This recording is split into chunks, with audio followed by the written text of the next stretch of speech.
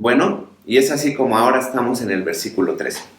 Estamos en Efesios capítulo 6 y ahora vamos a ver el versículo 13, que dice: por tanto, tomad toda la armadura de Dios. Y entonces entramos así de repente al verso 13, pero obviamente ya estuvimos viendo los versículos anteriores. Y el versículo 12 nos ha mostrado cómo es el enemigo, quién es, qué hace, la estrategia que sigue, incluso cómo se mueve. Y entonces ahora Pablo, por esa razón, por todo eso que nos dijo, dice: es necesario que te pongas toda la armadura. ¿Sí? En el verso 12 nos dijo: mira, el enemigo es así, es el enemigo, hace esto, se mueve así. Y ahora en el verso 13 nos dice: por esa razón necesitas ponerte toda la armadura de Dios. Quisiera, a ver, levanta la mano ahí donde estás. Si has jugado COD o has jugado Fortnite. Bueno, hay chicas, entonces también quizás han jugado al gocha, han entrado al gocha, ¿no?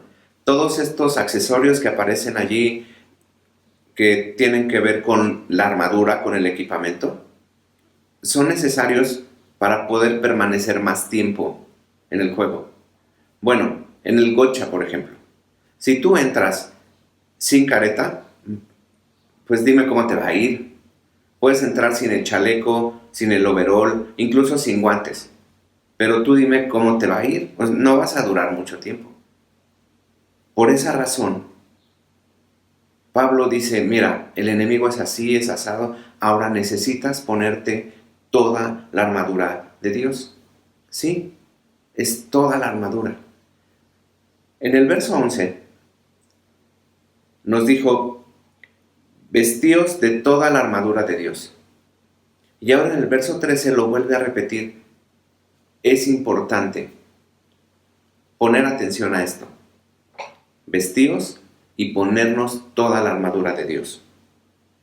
En el verso 11, como te dije, dice: vestíos de toda la armadura de Dios. En algún momento, tu papá o tu mamá te han dicho: ponte ese suéter, ponte esa chamarra.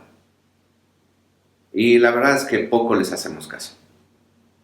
Pero el verso 12 nos explica el por qué tenemos que vestirnos. Así nuestros papás. Ponte ese suéter, ponte esa chamarra, porque al rato va a llover, al rato va a hacer frío. Hasta nos dicen: mira la nube, ya está bien negro. Y la verdad es que no les hacemos caso. Y al rato ya llovió, ya hizo frío, y ahí estamos sufriendo, y ahí estamos padeciéndolo, ¿no? Así es la Escritura. Nos dijo en el verso 11, vístete. En el verso 12 nos explicó el porqué. Y ahora en el verso 13 quiere recalcarlo y quiere dejarlo bien seguro. Ponte toda la armadura de Dios. ¿Sí? Toda la armadura de Dios. Necesitamos ponérnosla toda. Ahora, de repente, todo parece como impositivo. Como, ahora te pones esto. No. Fíjate que en la Biblia aparece esta palabra todo y estos absolutos. Y es algo bueno. Es algo que Dios ha provisto para nosotros. En Génesis, dice el Génesis que vio Dios todo lo que había hecho y era bueno en gran manera. En Timoteo, Pablo nos dice que toda la Escritura es inspirada por Dios, toda. Y es útil y es buena para ti y para mí. En Santiago, dice que toda buena dádiva y todo don perfecto proviene de lo alto del Padre de las luces. Así es que toda la armadura que Dios ha provisto, porque lo que dice aquí el verso 13 es que es toda la armadura de Dios. Toda la armadura que Dios ha provisto es buena. Y es buena en gran manera para ti y para mí. Ahora, a mí me pasaba, cuando leía este pasaje, pensaba siempre en esta armadura acartonada, de hojalata, así, de hombre medieval, que apenas si te puedes mover, es más, apenas si puedes respirar, que no puedes mover la cabeza, que no puedes ni ver porque te ponen la cosa esta aquí. Y yo pensaba en eso. A lo mejor te viene a la mente eso, la armadura, pero no. Créeme que este pasaje y lo que dice la Escritura no tiene nada que ver con eso. Al contrario, Esta armadura que Dios provee nos regala seguridad, nos regala agilidad, nos provee movilidad, pero sobre todo nos provee seguridad. ¿Sí? Porque déjame decirte una cosa. La vida cristiana no es un campo de juego, es un campo de batalla. Y tú y yo necesitamos ponernos toda la armadura de Dios. ¿Sí? Toda la armadura de Dios. Ahora, como te dije, no es un juego. Sí, ya vimos un ejemplo de los videojuegos, pero solo es un ejemplo. Esto es la vida real. Y es toda la armadura de Dios. Es decir, no es un buffet para que tú y yo podamos escoger. No está online para que puedas comprar los accesorios que tú quieres.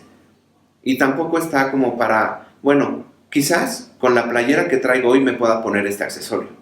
O quizás con los tenis que me puse hoy se me vea mejor esto. No. Dios ha provisto toda la armadura de Dios. Y créeme que es muy bueno.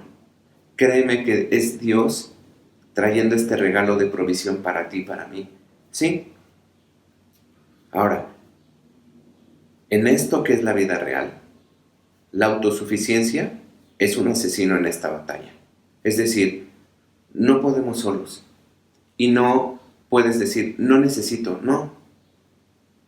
Ya vimos quién es el enemigo, ya vimos cómo es, ya vimos dónde se mueve, y tú y yo necesitamos esta armadura. Y la necesitamos completa. Sí, la necesitas completa. Necesitas ponértela toda. Así es. Cuando tú reconoces tu debilidad delante del Señor, cuando tú confiesas tu pecado y pones tu confianza en Él, Dios provee esto para ti y para mí. Así es.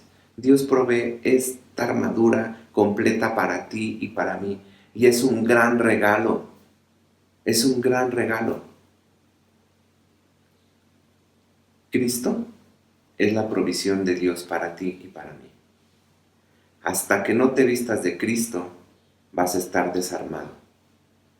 Sí, vas a estar desprotegido.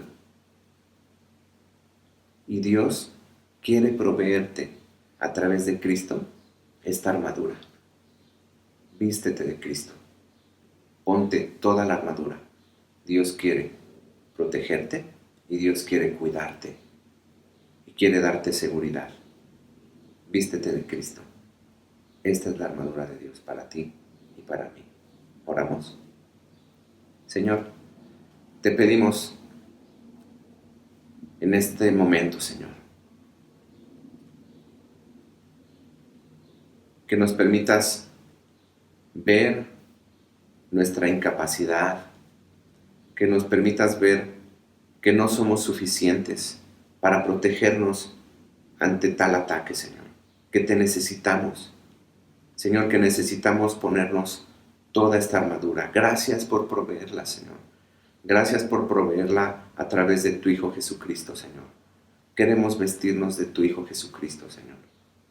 Por favor, queremos reconocer que solo tú puedes hacerlo, que solo tú puedes darnos esta seguridad en medio de esta batalla, Señor. Aquí estamos, Señor, y te pedimos, por favor, llénanos de ti y de tu precioso y bendito Espíritu, Señor. Gracias por este tiempo. En el nombre de Jesús. Amén.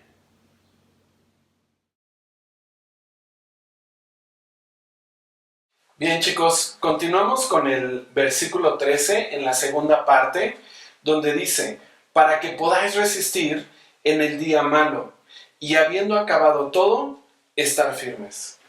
Primero veamos la definición resistir. Resistir significa que aunque algo o alguien ejerza fuerza o presión sobre algo o alguien, ésta puede permanecer sin moverse, sin sufrir daño o alteración. Como vemos en algunos versos anteriores, lo que tú y yo resistimos son las muchas acechanzas, los muchos engaños. ¿De quién? del enemigo, del mundo, de nuestra propia carne. Por eso tú y yo necesitamos estar firmes y fortalecidos en el Señor. Por lo tanto, podríamos verlo de esta manera. El mundo, el enemigo, la carne, están tratando de ejercer esa presión o esa fuerza sobre nosotros. Obviamente con su mala influencia. Y la invitación de parte de Dios para ti y para mí es permanecer, no movernos, resistir a ello. Ahora bien, ¿para qué tú y yo vamos a resistir en el día malo? El mismo verso 13 nos lo dice, para que habiendo acabado todo, habiendo acabado que el día malo. ¿Y cómo podríamos pensar acerca de ese día malo? Pues el tiempo de prueba, tiempo de tentación, tiempos en los cuales tal vez hay alguna corrección en nuestra vida, tiempo de frustración. Es decir, que cuando haya acabado ese día malo, tú y yo estemos firmes. Y firmes, pero en la fe. Ahora bien, resistir no se está refiriendo a que puedas vencer, puesto que la victoria ya es nuestra. Esta guerra, chicos, tú y yo debemos entender esto. No es una guerra por la victoria. Es una guerra de resistencia y de detener el avance del reino del enemigo.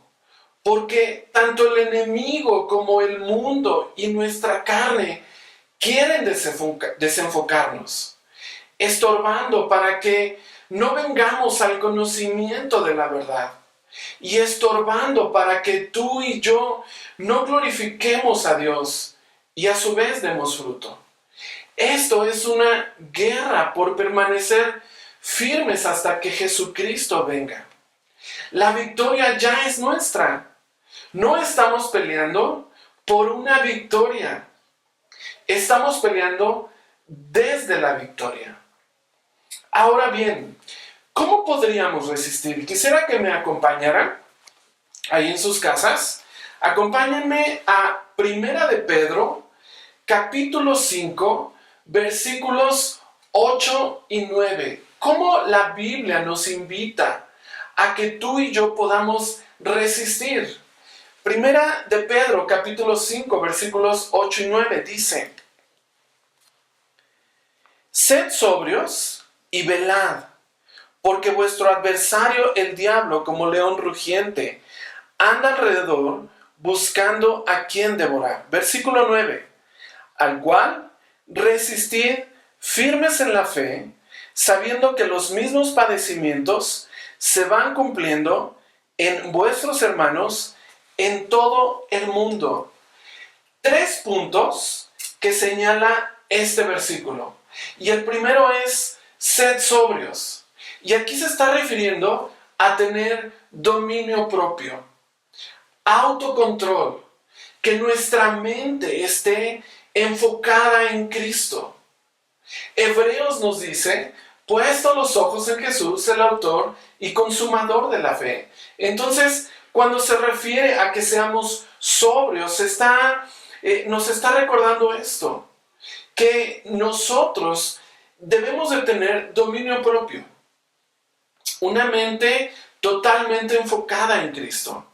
Y luego nos menciona velad, estar atentos, siendo alertas, estar alertas, es decir, orando.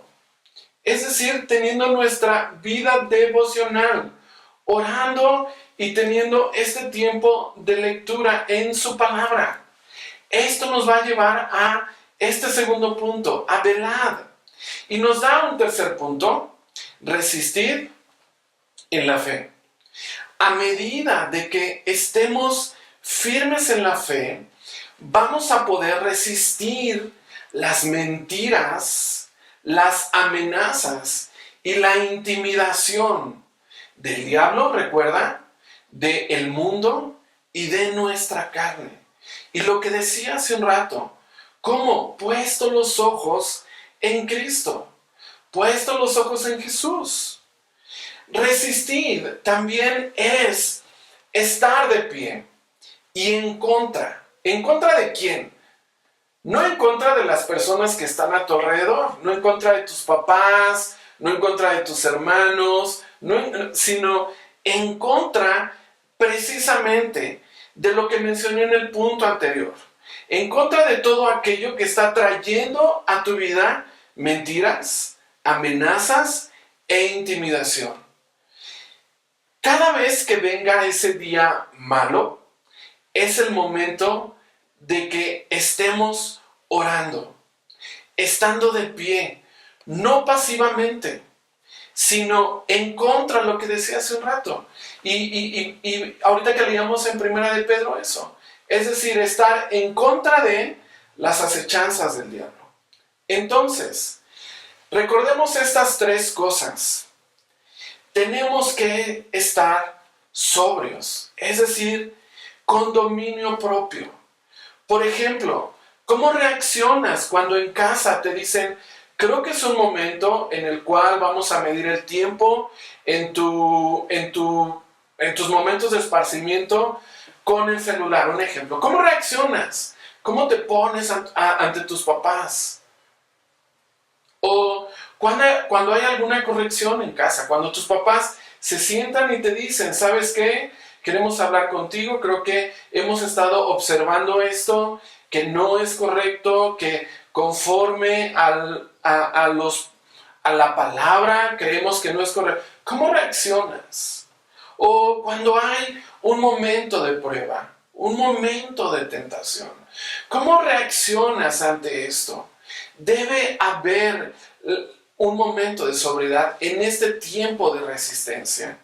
Y ahorita concluiremos que esto no es en nuestras fuerzas. Y en el segundo punto nos dice velando, estando atentos. No confiando, lo que te decía ahorita, no confiando en tus fuerzas, sino yendo a una vida devocional, orando, leyendo. Es el mejor consejo que podemos darte. Ten un tiempo de devoción a Dios. Aparta un tiempo para que tú estés leyendo y estés orando. Recuerda que esto es un privilegio, el tener esta comunión con Dios. Entonces, esto nos va a ayudar precisamente a velar y como resultado a ser sobrios. Y el tercer punto, resistir en la fe. Recuerda esto, Dios ya nos ha dado la victoria. Cristo en la cruz del Calvario exhibió a los principados y a las potestades, triunfando sobre ellos en la cruz, nos dice Colosenses. Él anuló el acta de decreto que había en contra de nosotros. Ya no hay más condenación para aquellos que estamos en Cristo Jesús. Somos salvos por medio de la fe y somos más que vencedores por medio de aquel que nos amó. No bajes la guardia, resiste. Oramos. Señor, gracias. Gracias porque tú nos ayudas, Señor, a resistir en el día malo. Queremos pedirte eso. Ayúdanos, Señor, a resistir en el día malo, para que cuando haya acabado todo, estemos firmes. En tu nombre, Jesús.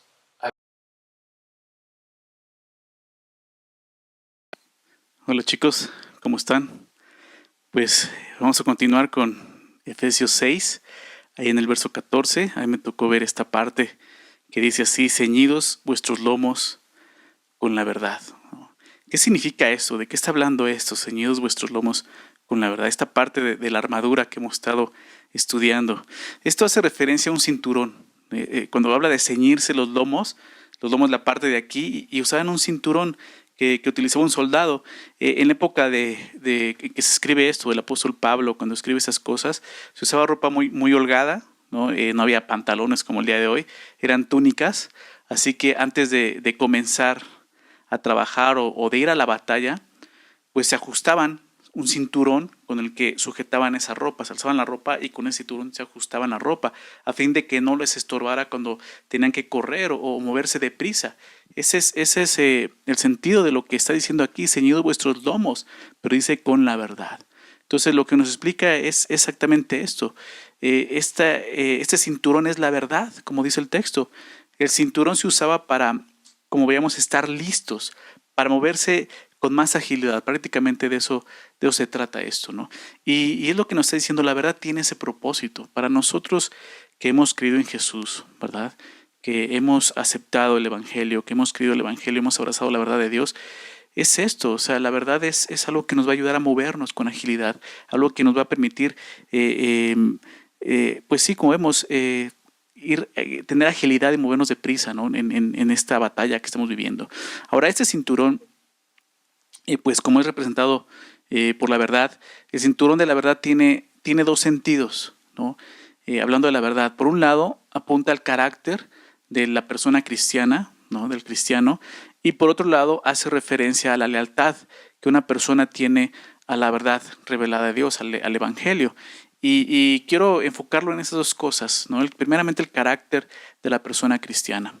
Uno de los rasgos más significativos del cristiano es esto, la verdad. La verdad en el sentido de integridad o sinceridad, ¿verdad? Creo que se entiende mejor así, ser íntegro, una sola pieza habla de eso, ser sincero, ¿no? Dios quiere que cada uno de sus hijos andemos en la verdad, caminando de esta manera. Dios nos ha hecho así, dice la palabra de Dios que Él es veraz, en Él no hay engaño, no hay mentira. Por lo tanto, si somos hijos de Él, tenemos esa misma naturaleza, ¿verdad? Ya no hay engaño, ya no hay mentira en nosotros. Porque si estamos viviendo en engaño y en mentira, pues realmente no nos estamos comportando como hijos de Dios. Fíjate a quién nos estamos pareciendo. En Juan 8:44, déjame leer esto. En Juan 8:44, Jesús le dice a unos judíos, a los cuales estaba llevando a creer la verdad, Jesús les dice esto: vosotros sois de vuestro padre el diablo. Entonces lo que Jesús dice aquí es que ellos son hijos del diablo. ¿Te das cuenta? Así de fuerte dice: ustedes son de vuestro padre el diablo, y los deseos de vuestro padre queréis hacer. ¿Cuáles son los deseos del diablo? Dice: él ha sido homicida desde el principio y no ha permanecido en la verdad, porque no hay verdad en él. Cuando habla mentira, de suyo habla, porque es mentiroso y padre de mentira. Sabemos que lo contrario a la verdad es la mentira, ¿verdad? Y aquí lo vemos claramente. Satanás es lo contrario a Dios. Dios es veraz, Dios es la verdad. Entonces, cuando vivimos en la mentira, no solo vamos a estar entorpeciendo, ¿verdad?, nuestro caminar, como veíamos, vamos a perder agilidad, no vamos a poder correr bien. No solo eso, sino nos vamos a estar pareciendo más al diablo, ¿no? Vamos a ser más como hijos del diablo más que hijos de Dios. Entonces el cristiano debe de ser honesto, como vemos aquí, verdadero, a cualquier precio. No importa lo que eso cueste. Yo sé que a veces cuesta trabajo y es más fácil decir una mentira. Muchas veces decimos, bueno, fue una pequeña mentira, una mentira piadosa. Déjame decirte algo, mentiras piadosas son cosas contrarias. No, mentira y piedad son cosas contrarias. No existen las mentiras piadosas. Toda mentira es un acto, ¿no?, ofensivo en contra de la verdad, en contra de Dios, ¿no? Entonces yo te animo a empezar a verlo de esa manera, ¿no? La verdad te va a engañar a ti mismo. La mentira te va a engañar a ti mismo. La mentira te va a poner tropiezo, ¿verdad? Porque cuando tú mientes, no solo estás perjudicando a alguien o engañando a alguien, sino tú mismo estás poniendo una trampa. ¿Por qué? Porque muchas veces, y va a suceder, después de que tú mientes, para sostener esa mentira vas a tener que decir otra mentira y apoyarla con otra mentira. Y cuando te des cuenta, tu vida ya va a ser eso, solamente una mentira. Entonces Dios quiere que andemos en la verdad. Engañar, como vemos aquí, mentir, ese es el juego de Satanás, es jugar el juego de Satanás. Porque lo que él más odia precisamente es eso, la verdad de Dios, porque eso representa a Dios y por lo tanto representa a los hijos de Dios. Además, la verdad siempre será más fuerte que la mentira. ¿Sí? Como te decía, la mentira te va a esclavizar, pero la verdad te va a dar libertad, te va a liberar. Yo sé que a veces la verdad puede ser muy difícil, muy dura, muy triste. Es que si digo esto va a haber consecuencias. No te preocupes, es mejor que haya consecuencias diciendo la verdad a que haya consecuencias mintiendo, mintiendo y mintiendo. Eso va a ser peor para ti. Te aseguro que una vida de verdad, viviendo así de esta manera, te va a liberar, va a traer libertad a tu vida. La verdad puede ser así dura, pero quiero decirte algo más, la verdad es amor. Cuando estamos viviendo en la verdad, estamos amando. Por muy difícil que sea, como te decía, muy triste que pueda ser la verdad, estás amando, diciendo la verdad. Quiero citar esto en un pasaje en 2 Tesalonicenses 2:10. Fíjate lo que dice. 2 Tesalonicenses 2:10 dice esto: y con todo engaño de iniquidad para los que se pierden, ¿no? Está hablando de aquellos que no han creído en Jesús. Dice, por cuanto no recibieron el amor de la verdad para ser salvos. Claro, está hablando del Evangelio, ¿no? La verdad es un sinónimo en la palabra del Evangelio, de la verdad de Dios. Su Hijo viene a morir por nosotros en la cruz, pagando nuestros pecados. Él viene a morir por los pecadores, y esa es la verdad. Esa es la verdad. Pero esa verdad muestra un amor. Por eso dice, recibieron el amor de la verdad. No recibieron el amor de la verdad para ser salvos. Entonces aquí nos muestra algo. La verdad, como te decía, es amor. Cuando tú estás diciendo la verdad, estás amando a esa persona. Cuando tú mientes, no la estás amando, todo lo contrario, la estás aborreciendo. Entonces, si la verdad es amor, pues la mentira no es amor. Nunca la mentira es una muestra de amor. La verdad es la única muestra del genuino amor. No importa lo que eso signifique, ¿verdad? Como te decía, a veces dices va a haber consecuencias. Bueno, la verdad muchas veces va a mostrar sacrificio, porque eso fue lo que hizo Jesús en la cruz. Okay, entonces, eso es un rasgo, una característica de los que hemos creído en Jesús.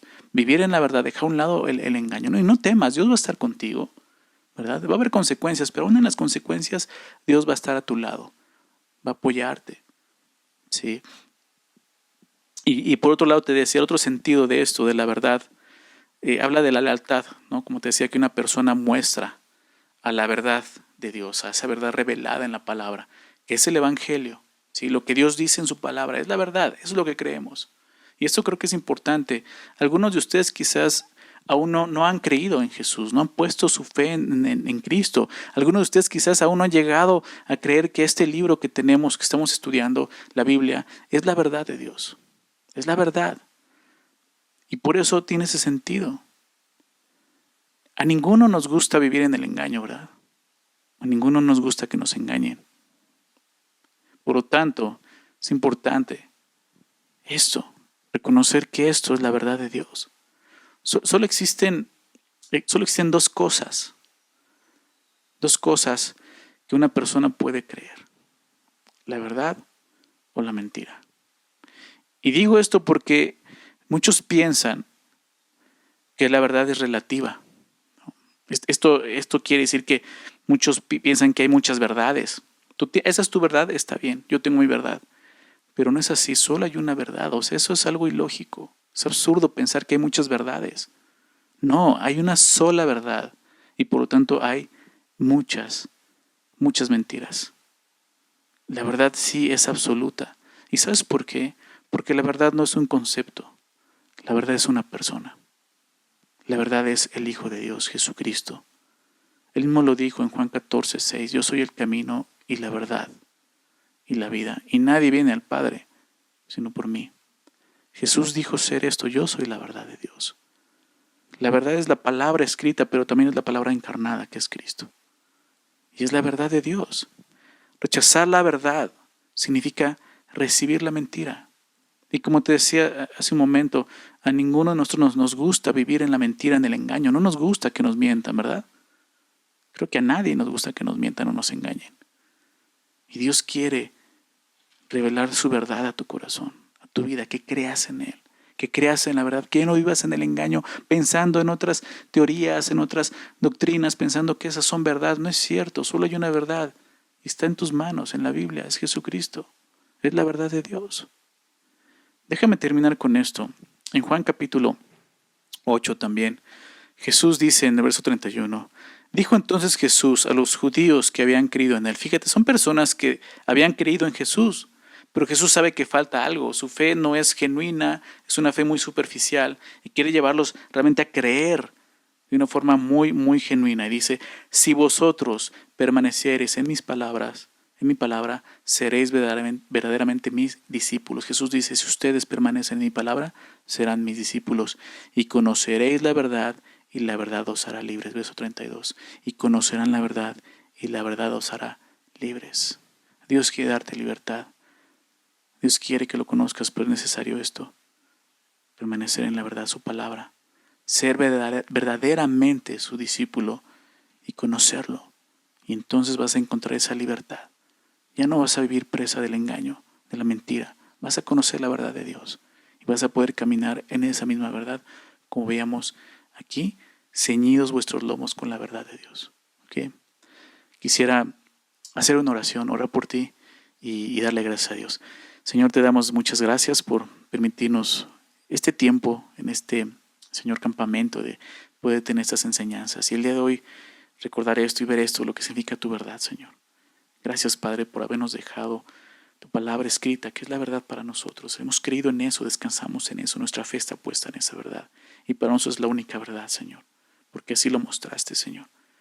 Y ahora podemos vivir en esa verdad. Y yo quiero pedirte por cada uno de estos chicos, Señor, que está escuchando ahí en sus casas, Señor, que tu verdad pueda impactar sus corazones, sus vidas, Señor.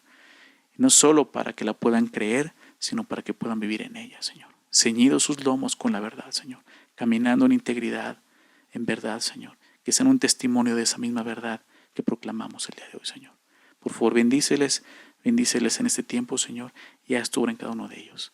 Te lo pedimos en el nombre de Jesús. Amén. Que Dios les bendiga, amigos.